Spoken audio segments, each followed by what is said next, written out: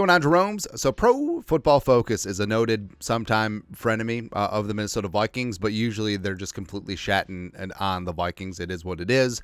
But last year, with the Flores Hellfire defense, coordinator Brian Flores had to make some adjustments, and with the existing personnel, he cranked out a defense that greatly improved from one of the worst in the league to top third of the league by deploying a 3-safety look, as Harrison Smith, the veteran, the future Hall of Famer, better be, as well as rising studs in Josh Metellus and Camryn Bynum, turn 3 safeties into starters and absolute pipe hitters on this Vikings defense, and they look to be stalwarts of the back end of this D going forward. And Pro Football Focus actually gave the Vikes a little respect. Now, it's a little bit of backhanded respect, which we'll get into, but they did up a rankings of the top 32 safeties in the league, and all 3 make the list, which is pretty good. But, of course, the one, Antoine Winfield Jr., the one that got away. I know that people will piss him on about Kyle Hamilton at too, but Winfield Jr. made the most sense. And the Vikings,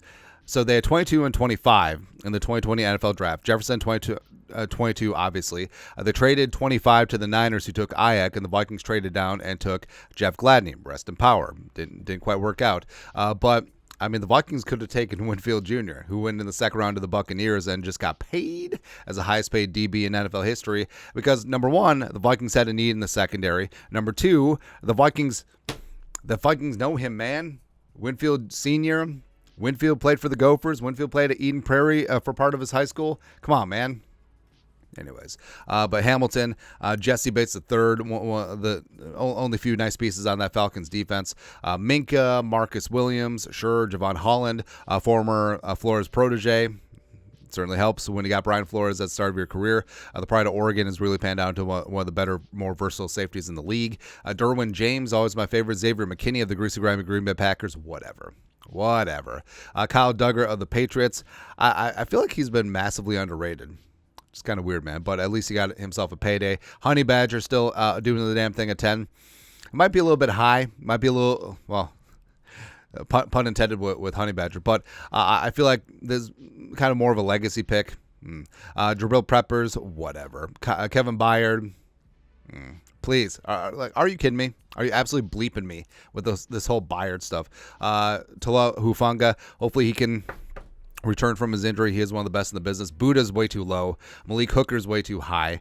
Harrison Smith at 16 seems a little bit low, but I feel like with age, you sort of understand it. This is what PFF wrote. At 35 years young, Smith, who is arguably the best safety of the past 10 seasons, no argument there.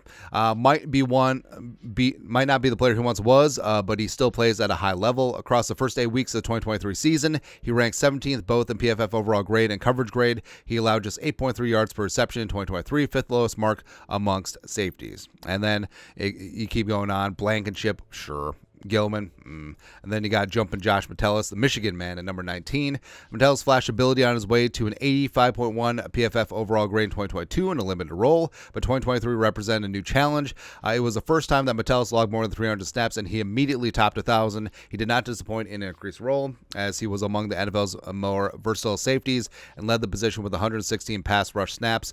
He was one of just 5 safeties to earn coverage, pass rush, and run defense grades, all above 64. And the whole thing of Metellus, I don't even think you can classify him as a safety. Like, he is a box linebacker. He is a slot corner. He is a box single high split safety. Like, he's everything, man. And his versatility, that's something that Brian Flores stresses. And Metellus really is the straw that stirs the drink on that Vikings defense. Gino, respect, a little bit too low. I feel like Stone, Curl, and Delpit are too low, but argument for another day. And then you get into Cam Beasley, number 25. Although he went through a sophomore slump in his first full season and started in 2022, I blame Donashell. Bynum bounced back and finished 2023 as a 22nd ranked safety in PFF grade. Bynum's 85.7 overall grade. After the first 14 weeks, ranked 4th at the position. He also tied for the most forced incompletions over the season, 9, and could have had an even better season if he capitalized on a league-leading 3 dropped interceptions. Oh, not that we noticed. But you look through, and the holy triumvirate I mean, they look good. I mean, PFF grade notwithstanding, I feel like there was definitely underrated there. But I mean, this defense really was from the back to the front. It really was about the safeties. And you see, I mean, the snaps they logged: Harrison 98.4%, Metellus 94.2%, Beasley 99.2%, and they all had their roles. Like, versatility of Metellus was key. Harrison had 5 interceptions in 2022 in the Don Shell defense, playing a lot more coverage, but I mean, he's good at that, but that's not what makes Harrison Smith special. And I'm glad that Flores had him operate a lot more in the box as a de facto linebacker, setting the edge and just causing havoc up there last season. And Beasley, I think, is one of the most underrated free safeties in the game. Right, because not only can he cover, but he can bring the wood too. Led the team with 137 tackles. They totaled 6 sacks among them. As well as forced 17 total passes broken up, plus 3 interceptions, and also they forced 10 fumbles. So, I mean, these guys were absolutely getting after it. And you look forward where... So Flores has been very good at adjusting to his personnel, and the fact that the Vikings had a complete overhaul on the second level of the defense, I think that may ease some of the burden of the safeties, where Bynum and Metellus are obviously the young guys and they're going to have their snaps, but Flores and Kevin O'Connell has talked openly about maybe limiting some of the snaps for Harrison Smith, keeping him fresher later in games, later in the season. Same thing with Harrison Phillips. Maybe it's a Harrison thing. I don't know, man. But the fact that the Vikings do have versatile guys like Andrew Van Ginkel in the mix, and then you got Grenard and Dallas Turner on the edge. Ivan Pace Jr. is going to be super versatile up front as well. Blake Cashman outside. How about that? Is going to be your meat and potatoes inside linebacker. So I think that the dynamic of this team and the makeup of this team may dictate that the Vikings may not have to have 3 safety looks so often. They might be able to have Harrison Smith take a breather and a blow every now and then. So either way, though, but I do think that Beasley and Metellus, super underrated. Frankly, they should have been a much larger part of the conversation in terms of Pro Bowl voting last year, but another year with this Flores defense, and also hopefully having a more efficient pass rush where they don't have to blitz so much.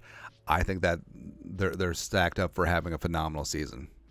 But your thoughts are thoughts. Pro Football Focus actually doesn't hate on the Vikings for just like a hot second, giving the flowers to Harrison Smith, Josh Metellus, and Camryn Bynum, all ranked as top 25 safeties in the league. Let us know your thoughts and our thoughts in the comment section below. Subscribe for daily Vikings takes. Want to support the work? Put a little something in the Venmo. But until next time, Skol, production value.